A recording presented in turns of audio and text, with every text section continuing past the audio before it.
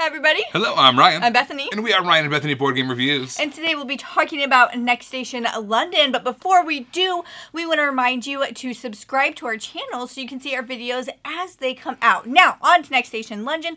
This is designed by Matthew Dunstan and is published by Blue Orange Games. I've never been to London, but I hear that the subway stations... Does a 17-hour layover count? Sure. I left the airport, so it totally counts. But did you use the underground system? Yes, I think so. I was 17. I don't remember. All right, so I have heard, I do not know, but I have heard the underground rail system is kind of a mess. It's kind of convoluted.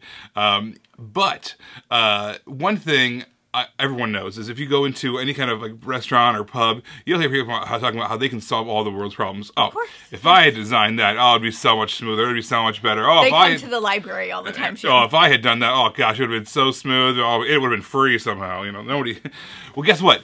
In Next Station London, you get to do that very thing. You get to decide how the underground system of London is going to be set up. There's 4 different lines you're going to create all over the map of London. Yeah, this is a flip and write style game. You're going to be using 4 different colored pencils in order to write all over this map the 4 different lines that you're going to make, trying to get as many points as possible in a lot of different categories. Let me show you how to play. All right, to set up Next Station London, we have a huge pad of paper. Every player is going to get one of those sheets of paper representing London.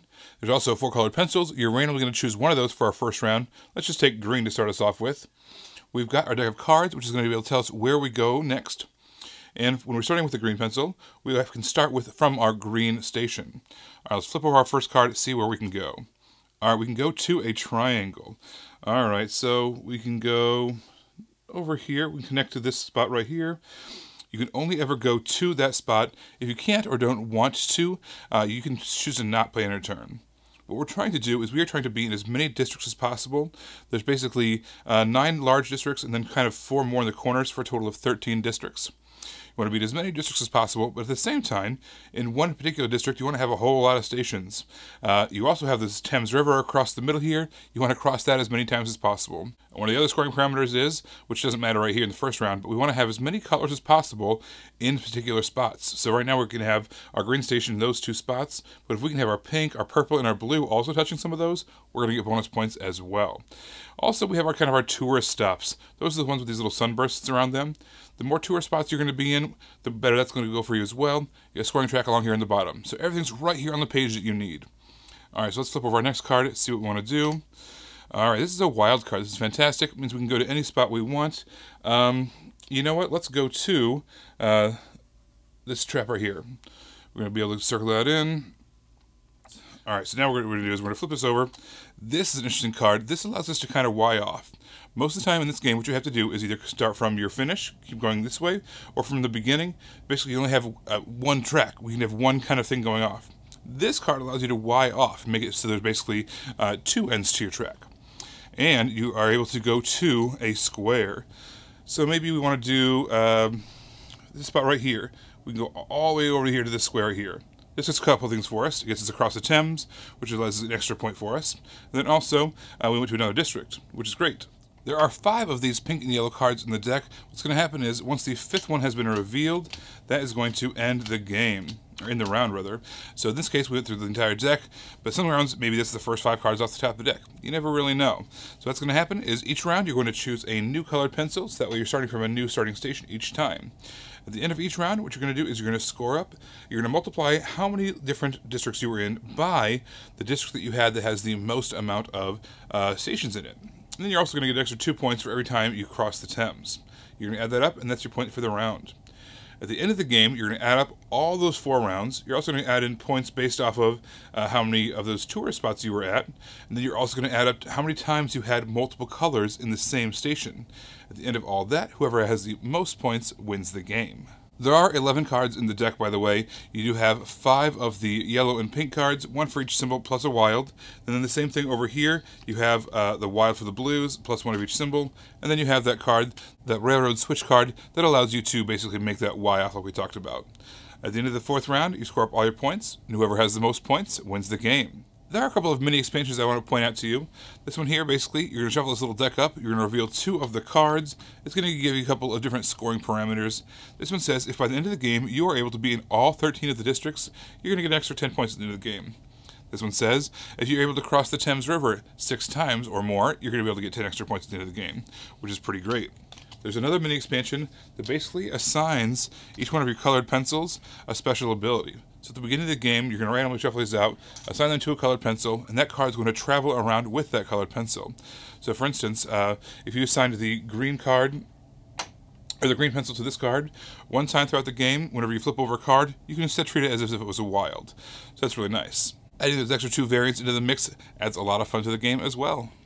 Okay, so this game is like a pad of paper, and the pad of paper is almost the size of this box. It is huge. There is so much paper in there. Like, you could knock somebody out with how much paper they put in there. I know a lot of people, when they get roll and write or flip and write games, they like to laminate the sheets so that way they don't have to worry about running out. You do not have to worry about running out this game, because it's even that, but it's double-sided. So all of that, it's basically double. There is so much paper in this game. You are set for life.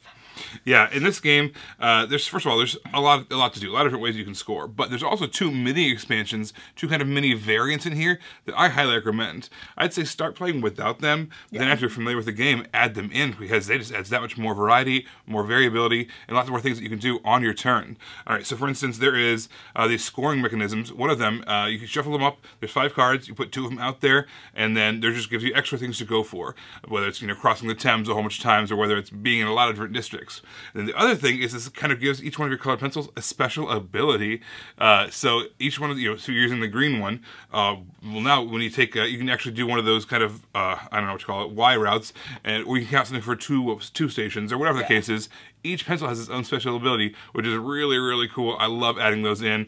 Like I said, play the base game first, so you're familiar, but then add those in to spice it up even more. Yeah, there's still a lot to do in the base game. I feel like, because you're still working towards something. You're trying to get in all 13 of the districts.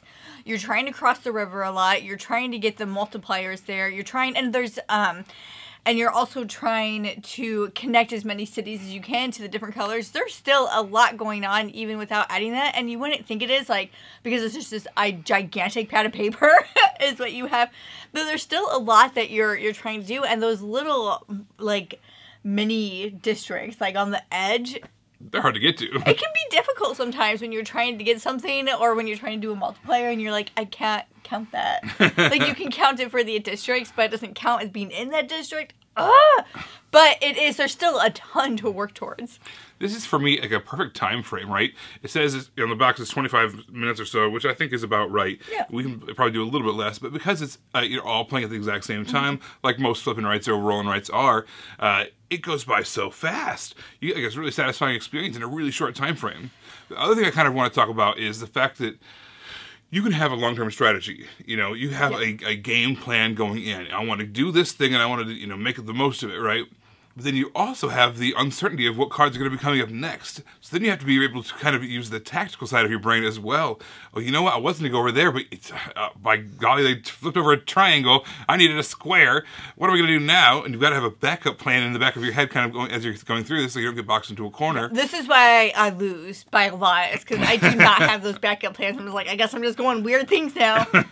Yeah, my score shows that. But I love how you have to have a game plan, a strategy up front, but then also be able to roll with the punches whenever a different card comes up and modify your plan in order to just use whatever's in front of you. I love both those aspects. Together with that, with the time frame and extra special abilities in this game, for me, it makes this one a great little flip and write game. It's just super portable. This is one that we can take us with anywhere. Yeah.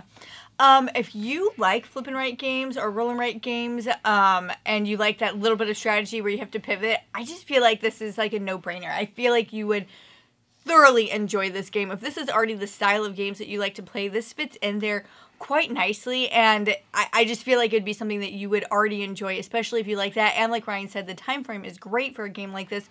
When games have a little bit of luck in them, you just don't want them to last very long, because then it's just like you get sad eventually. But this one is perfect. The time frame of how long it lasted to what the game was, I felt like was a really good balance. So if you like flip and write games, I feel like this is one you definitely want to check out. Well, everybody, thank you so much for watching. Don't forget to subscribe so you can see our videos as they come out. Until then, you can follow us in all of these places. You guys, thanks for watching, and we will see you next time. Bye. Everybody.